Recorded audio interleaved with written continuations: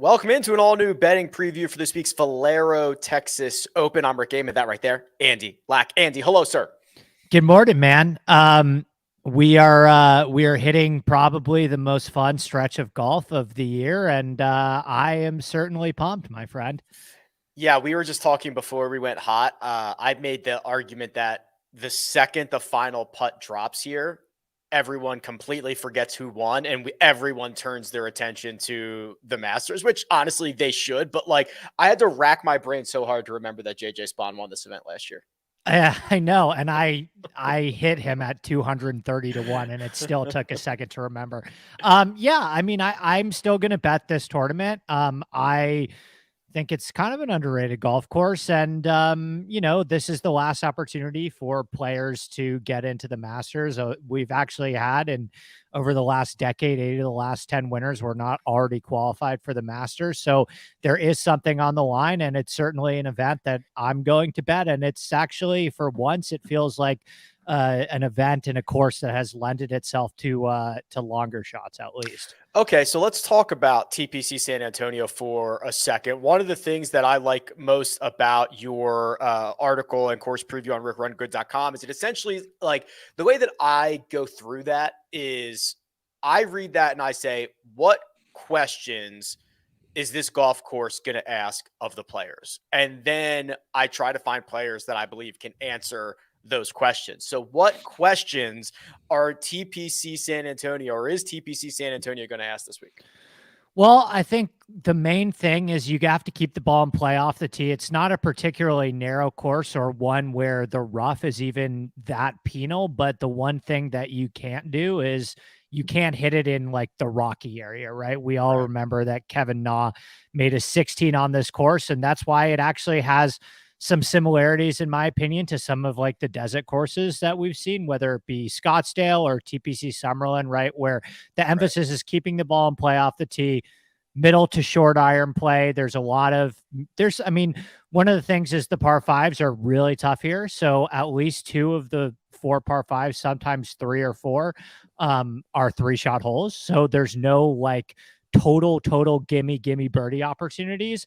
But yeah, I mean, it's a pretty balanced, standard run-of-the-mill week where short game matters a little bit, and approach play, of course, matters, and off the tee play, it's like a very stock PGA Tour course.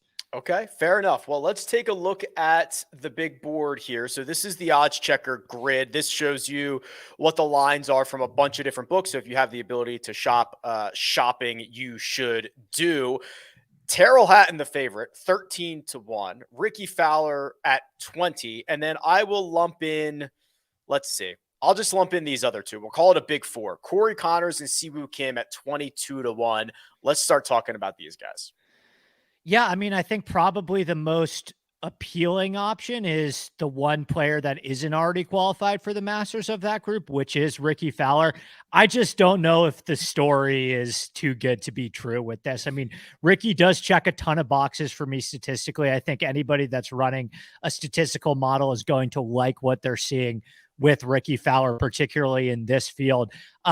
20 was a bit short for me. I started my card in the 30s and 40s, and I ended up betting a bunch of long shots. But these guys at the top, maybe a different conversation for DraftKings, but in the outright betting market, this wasn't an event that I typically wanted to pay up for somebody below 30. What about yourself? Yeah, I was a little bit worried as well. I did make a bet in that range, which I'll talk about in just a second. But you're right, like everything leading towards Ricky Fowler, who's like trending in the right direction, played just good enough golf last week where he didn't have to play too much, but beats John Rahm in match play, gets us all hot and bothered. Now he's got his one last crack to get into them. Like they would make like a Disney story about this, like if he's able to pull it off. I bet Siwoo Kim, and I am not. I like it. I'm not a Siwoo guy. Like, I'm not. I get him wrong constantly. I just look at these numbers, and if I take away his name, I see a golfer who can get hot with the irons, who has been a much improved putter, has played awesome at TPC San Antonio. And when I just kind of assess, like, the question I keep asking myself is who can actually win? Who can actually win? I truly believe that Siwoo Kim could win this golf tournament. Yeah, I don't hate it at all. I think for like that group, it would probably be Siwoo or Ricky for me as well. Um, yeah, he's been playing some incredible golf. He already had the win that I was able to hit on earlier this year at Sony. I think of this group like, do you have any how much or do you factor in the motivation at all? Do you look at like it feels like more of a I don't know, it seems like Hatton and Hideki, it feels like more of a tune-up than maybe Connors or Siwoo. Yeah, I think that's right. I also just kind of like the Hideki stuff. Yeah, like if Hideki starts out poorly, dude is ejecting and will be on the next jet to Augusta. I'm pretty confident of that. The rest of these guys, I think if they were kind of able to flip the switch on motivation, they would do it a lot more frequently. So Right. I don't think it's a big deal. Let's just talk about Corey Connors for a second. Obviously, the win here a handful of years ago, he's one of the big four. Like, what is the path to Corey Connors winning? I mean, that win in 2019 here is still his only win. Isn't that fairly disappointing for a guy that you're asking now to win at like 20-1? Yeah, 100%, and that's why I can't remember the last time that I've placed an outright wager on Connors. I just don't know if the putting upside is there. I mean, you look at those putting metrics and numbers, and he's not having the spikes that I'm looking for to go along with the approach play and the off the tee play. He does hypothetically check a ton of boxes on this course. He's one of the most accurate drivers in the field. We know he's a great middle to short iron player as well. I just don't know if his ball striking is at the levels that we saw in that year in 2019 when he did win. He gained like 12 strokes ball striking that year. And of course, even at an event like this, it has to go along with a week where you're gaining at least 2 or 3 strokes on the green. And we haven't seen Connors really even get that close to putting it all together. So it's probably a pass for me. I would probably favor the guys that we already mentioned at those numbers. I'd prefer Siwoo and Ricky. He definitely has the spike putting weeks. They're just in the wrong direction, unfortunately, for Corey Connors. All right, the next tier, I'll just kind of lump everybody in here. You can get Yeah. Hideki and Taylor Montgomery at 25-1. You can get Davis Riley at 28. You can get Matt Kuchar at 30, Chris Kirk at 31, JJ Spawn at 34, and then there's a drop off. So we'll just tackle kind of these 6 here that might have some people's attention. Yeah, I made 2 bets in this range. Both of the numbers are gone now, but I bet both Riley and Kuchar at 35. I don't mind them all the way down to 30. Kuchar, for starters, has just been unbelievable on this golf course. And he looked, for what it's worth, I mean, he took Jason Day to the final hole in match play. He looked really good, and he's quietly been having a really good season. I don't think that he's cooked. I don't think that he's incapable of winning another PGA Tour event, especially in this strength of field where, this strength of field is not even that much more. It's probably the weakest field that he's played in all season. And he's doing it on a course that he's had so much success at before. And it seems like everything's kind of coming together for him at a statistical standpoint. He still relies probably a little bit more on the short game and putter, which, by the way, short game is really important this week. And Kuchar remains maybe the best bunker player in this entire field and possesses probably a top 3 short game in this entire field as well. I actually think this is the perfect combination of course fed, recent form, skill set, weak field where Kuchar actually has a great chance. And then Riley as well. I just think there's upside with him at a number like 35. I don't love him as down to like 20 and 24. He has gotten some steam in the outright betting market. Somebody else is betting him as well, it appears. But I do think there is some upside with him. And, a lot of this, Rick, is like it's process of elimination and it's picking your guys and it's finding guys at numbers that you can eat at this event and that you think have enough upside. And I think once you get past 30, I'm okay spending that on Riley. Yeah, because I bet Siwoo, I did not make another wager here. If I did, it probably would have been Kuchar. So then after that gap here, now into the 40s and the 50s, Ryan Fox, Alex Noren, Ben Griffin, Brendan Todd, Matt Wallace, fresh off victory, Cam Davis. This is where I start asking the question more and more, like, who can win? Can Ben Griffin win? Can Alex Noren win? Can Ryan Fox win? These are questions that I think I know the answer to, but I certainly am not all that confident in it. Yeah, there's some interesting names here. Ryan Fox definitely was a luck for me. I mean, at least we have a guy that we know has proven it before on the European tour, and it feels like he's in contention pretty much every time he tees it up in Europe. Still don't have a ton of evidence that he is that guy when it comes to the PGA Tour level, but it's not like this field is particularly that much deeper than anything that he had to grapple with in Europe. The name that I probably had the most interest in, I'm not sure if the numbers are still there, but I bet a 66 on Nick Taylor, Yeah. who has been having a really good season. I talked about TPC Scottsdale as a potential reference point in terms of the similar type of skill set that course requires. He finished runner up there. He backed it up pretty well with a solid performance at the Valspar as well. I thought 66 on Nick Taylor was a pretty fair I number. I bet him as well. I didn't get nearly as good of a number. I got it at 50, which is generally the consensus around the industry right now. So I was a little late to the party. Nikolai Højgaard is also at 50 to 1, along with Thomas Dietrich. This is kind of the range where you get into these Bo Hosslers and Adam Shea, Right. like the guys that we see much more frequently on the PGA Tour. They might be licking their chops at a field like this, but is there a bet to be made kind of on the opposite side of 50? I think there are. I do. Like I said, I mean, this is an event where it seems like guys are able to find a little bit more magic. 7 of the last 10 winners, Rick, at this tournament have come at triple digits, Mm. which is not something that we have grown accustomed to too much recently over the last 12 months on the PGA Tour. So there is something about this event, whether it be probably a lot of it has to do about the scheduling spot, but there does seem like you can at least taste a little bit more magic. So I do have some bets above. I mean, once I get past Nick Taylor at 66, I don't have anybody to into 100. So I guess I kind of skipped this 60 to 100 range. But then, yeah, there are a couple guys that we could talk about at triple digits that I do think there's a lot of value on. I think what it comes down to, Rick, is some of these names that you can get in the triple digits. I don't know if there's a whole lot of difference between some of them and the names that are at 50 and 40. Yeah, like is there a huge difference between let's see. I'm trying to find a good example here. Benny on as short as 66 as long as 80, or Garrick Higo as short as 90 as long as 125.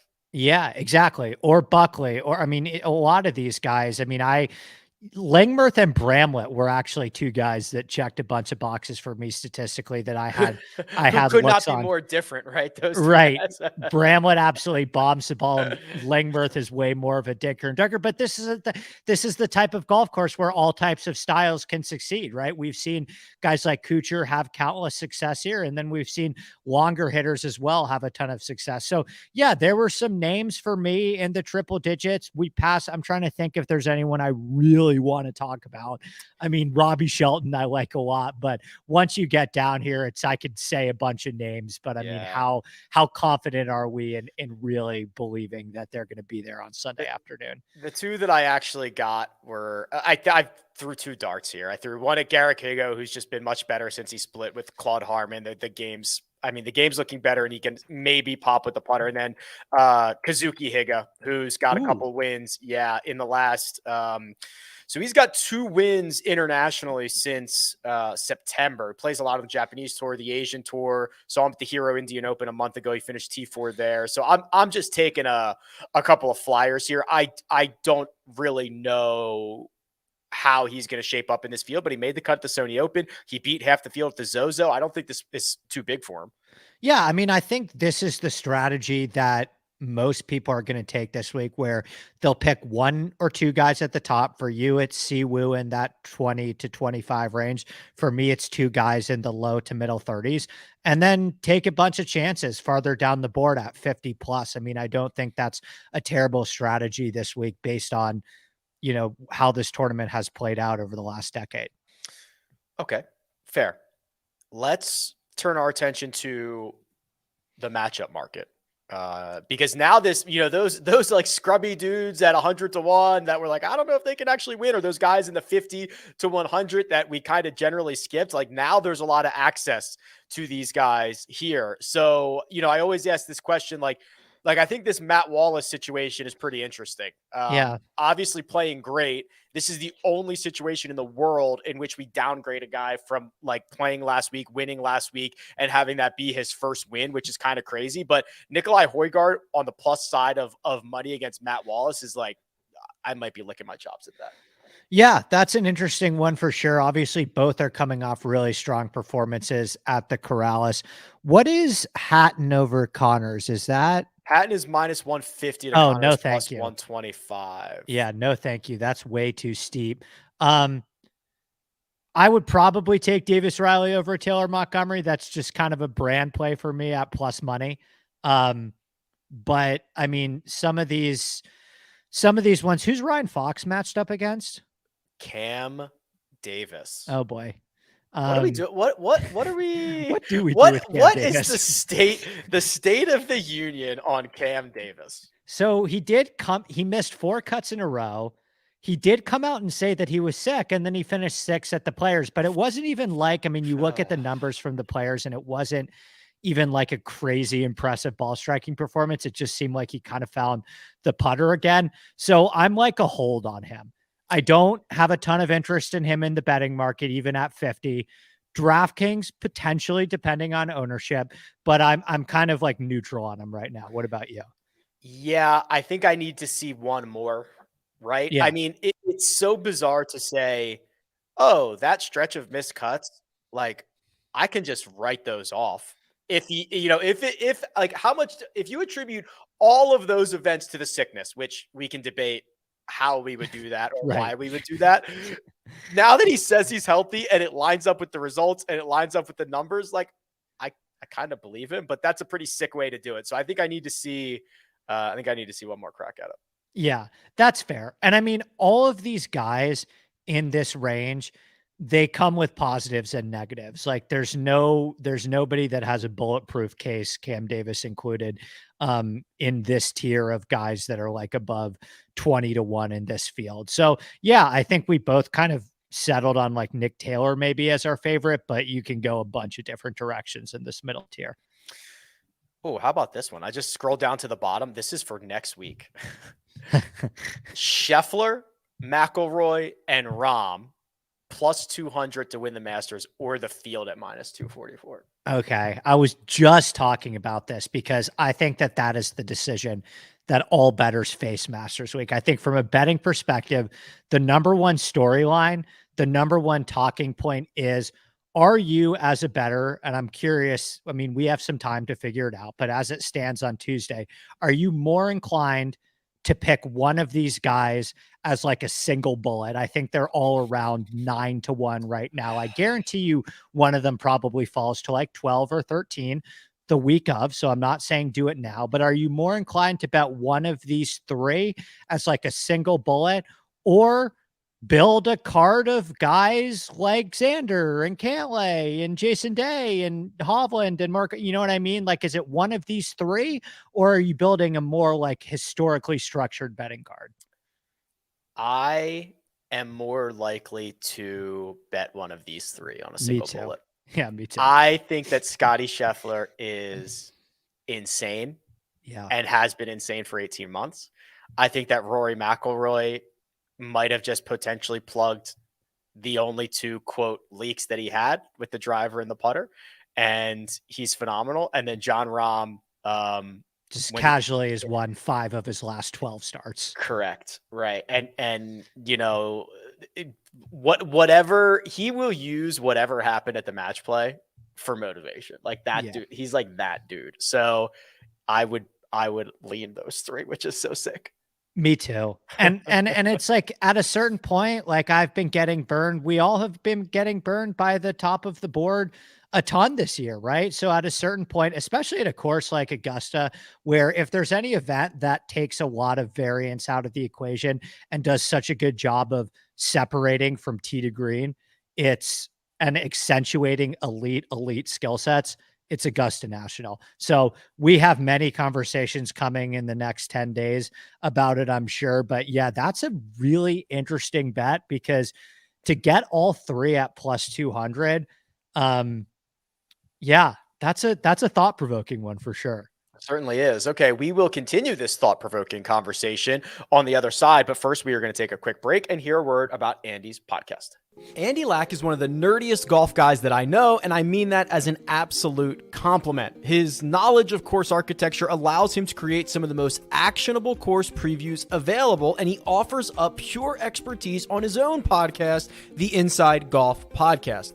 Twice a week, he offers course breakdowns, DFS, and betting strategy for every PGA Tour event, and he expands the universe by bringing on entertaining and knowledgeable guests who can offer a different viewpoint of the game that we love. Follow Inside Golf Pod on Twitter and download Inside Golf wherever you download podcasts. And we're back. Andy, the props over at PrizePicks are not out yet, so we'll just kind of move on from there. What I could do and fill this time is I was going to go through some of the questions, but literally the first question that I saw was in regards to Dylan Fratelli, and I was like, "Oh man, we are deep in it right now with Dylan Fratelli conversation." I'll pull up his stat profile, but I don't know if you have any hot takes on Dylan Fratelli this week, who is coming off 2 missed cuts, missed 3 out of his last 4. He WD'd from Pebble Beach and has been all around kind of in a bit of a slump. Probably a no for me on Fratelli. But I mean, I've bet him before and I have had interest in him before it. I kind of like him at bigger events. Weirdly, oddly enough, I think probably the last time I might've played him was the Open Championship, but it's going to be a no for me this week on Fratelli. They're just, I mean, if you want to get, what is Fratelli's price in DraftKings? Probably what, 6,700 or something like that. Yeah, I don't know, something like that. I can get his odds a little bit faster. He's 150 to 1. Yeah. And he is, yeah. Well, there's guys I'd rather bet at that number than Fratelli. And he is 6,800 on DraftKings. Right. Yeah. That's about what I would have expected. Probably a pass for me, but I mean, at this event, I'm not going to kill you for anything. Andy, how are you going to convince yourself onto JT for the Masters? we have some time. Yeah, Eli. 10 days. Yeah, we have 10 days. We have some time. I mean, I've bet JT for the last 5 years at the Masters. So, yeah, we have some time to, I mean, let me ask you this question. Because he's not right. He's clearly not right. What's your buy number on Justin Thomas? Like if they hang like a 28 to 1 on Justin Thomas, are you interested? Yeah. Yep. 28. 25, I could probably get there, but I just know I'm going to spend a lot at the top of the board. Yeah. So it's probably just going to box JT out of my card. I think, man, the non-statistical thing is that when you watch Justin Thomas and he misses every single putt, which continues to happen, and he gets so frustrated over every single miss and he expends so much energy, like you can tell that is going through the rest of his game. You can absolutely tell the way that he presses because he cannot make a putt. And I don't know if he needs like a reset or he's got to start seeing some stuff go in or he's got to do, but man, it feels like he is carrying an anchor around on the golf course all day long. And historically at Augusta, at least at the first major of the year, it's usually not an elite player that has been playing poorly all year that suddenly finds it at the Masters. It's usually, right. I don't have the statistic off the top of my head, but I want to say it's something like the vast majority of the last 10 or 15 winners already have a win this season or already have a bunch of top fives. And JT is in the midst of one of his most, we'll say, pedestrian starts to the new season. It's usually a guy that is coming in playing a lot better golf than Justin Thomas is. And that's why you're going to probably start to see that number slip a bit in the betting markets. Yeah. So Kyle Porter has tweeted, there's a lot of different ways you can do this, but here's the quickest tweet I could find. 9 of the last 11 Masters winners had gained at least 1.7 strokes from tee to green or better in the 3 months leading up to the Masters. It's guys who are playing really well. The only 2 that didn't were Patrick Reed in 2018 and then Hideki, but Hideki's like an all-time elite guy, but at the time he wasn't. So the only guys that qualify for that are Scheffler, Rory, Rahm, the big 3, Colin Morikawa, Patrick Cantlay, Max Homa, Tony Finau. That's it. Yeah. Yeah. So, I mean, I think like if I'm asking you, Rick, how many guys do you think can genuinely win the Masters? Is that number under 10 for you? I was like gonna say 9, but yeah, probably. Especially just, man, the state of golf right now. Those I cannot describe to you, like getting out there and watching Scotty Scheffler play golf or watching Rory McIlroy. Like it is, they're playing a different game. They're just playing a different game than everybody else is right now. Yeah. Like if I gave you Jason Day, can Jason Day win the Masters? Now that one's kind of interesting because yes, I think he can, because he's been very, very good for an extended period of time. And the guys that are like have ever been elite, which obviously Jason Day has been elite, he was the number 1 player in the world. He had that, I mean, he's been phenomenal. Like you don't forget that part of it. Like he gets in the mix. If it's the back 9 on Sunday and he has a 2-shot lead, I'm like, yeah, like this is happening, right? Like, yeah. Yes, I think Jason Day can win. Okay, final question, and then we'll do one and done for Valero. But of like Hovland, Morikawa, and Cam Young. Like, do I think they can win it, or I have to pick one of them? Both. Like, are any of those guys, and even I'll throw Zalatoris in there. Are there numbers on any of those guys that you're like, okay, yeah, but Victor Hovland's 45 to 1, are you betting him? Yeah, I mean, I'm gonna bet him anyway. But I worry a little bit about that. I think Colin is probably the most likely, though. I do think, not that we're gonna get this. You know, some of the caddy stuff is often overblown. Like, remember when Bones joined JT and we were like, well, here come 15 wins, and they've won once together, I think. Yeah. I really love Paul Tesori for Cam Young. Yeah. And he is a very elite golfer in a lot of different places. So I'm very intrigued what the next 2 years looks like for Cam Young. Yeah. And I mean, is his first win coming at Augusta? That'd be like the first time since Fuzzy Zeller? Probably not. Right.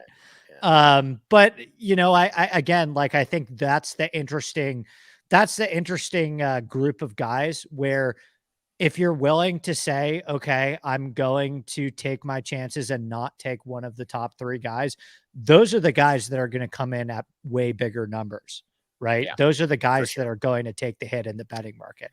Is Morikawa, Zalatoris, Hovland, Cam Young, you know, guys like that, Xander and Cantlay, I guess a little bit. Maybe those guys get up closer to 30, but yeah.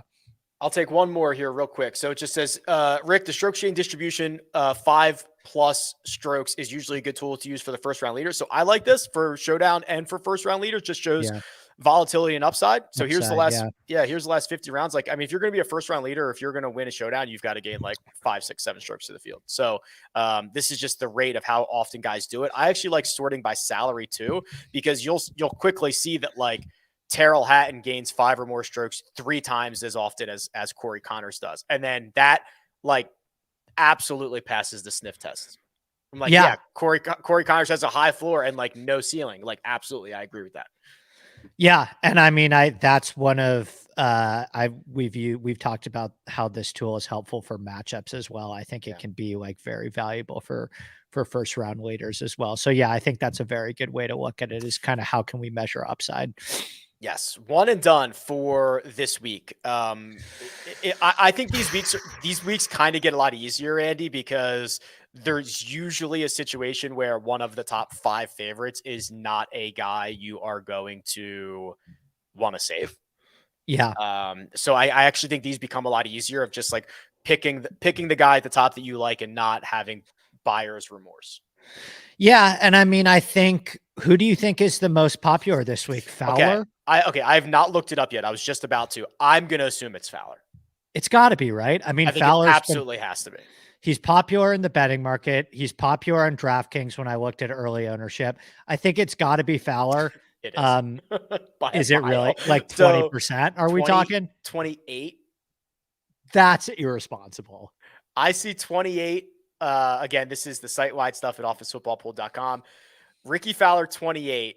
Siwoo at 15. So basically half. and then Corey Connors at 12 are the only three over 10% right now.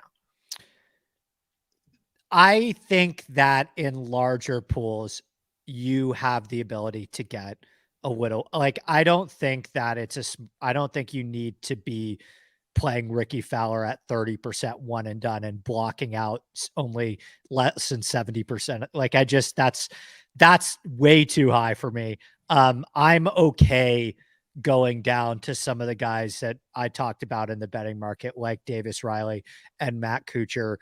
I think that you can go in that direction. And of the elite players, like of the top 5, is the lowest owned probably Hideki? Yeah, Hideki 3.6, Hatton 9.9, and then we talked about Ricky, we talked about Connors already. Kuchar and Kirk 7.8, 7.7, which is kind of doable. Yep. Doable, right? I'm okay with fine. that. Absolutely fine with that. Those are, I mean, it's probably a pretty short list of guys. I mean, yeah, if you are like, I guess if you're front running and you want to use Ricky, sure. I think Siwoo's pretty interesting if you're front running as well. If you're trying to make up ground, Kuchar, Kirk, yeah, Davis Riley would be interesting as well. And for us, I know that I got nothing from Sungjae. Well, you got more than I got because I got like 0. So they used to do they changed this a couple years ago where how many points you get I know changes how much money you get. So Terrell Hatton got 0 points. So that's the minimum, 67,500. Sungjae got I think he got 2 points. So that got 219,000. So you did make up 150K. I don't have a graphic, but it's 5.8 million to 2.9 million for the season. Yeah. I mean, I need to, if I make up 150K every week, I mean, I don't know if that you're going to run out of time. Yeah, I think I'm going to run out of time. So yeah, I guess we'll take it for now. But the floor is yours. I'll take Ricky. I considered taking Siwoo for us. Again, this is just a 2-person thing, but I think I have to take Ricky. There is like Siwoo is kind of good enough that I could use him at like a lot of die courses late. I could maybe I'll use him at Wyndham or something like that. There is a tiny chance that I can save Siwoo for later. I think there's very little chance I use Ricky Fowler ever again. I'll take Siwoo. Yeah, that's fine. Because I mean, I was probably going to take whichever one you didn't take of those two, because I prefer Ricky and Siwoo to both Hatton, Connors, and Matsuyama. And I think for us, it doesn't really matter about ownership. Yeah, and for me, I've already used Hatton and I've already used Matsuyama. So those guys were not even available to me. So I kind of had my hand played for me. There you go. Yeah. Yeah. Okay. Andy, it is a great week, but next week is going to be amazing. So we are looking forward to that. Any final thoughts before we get out of town?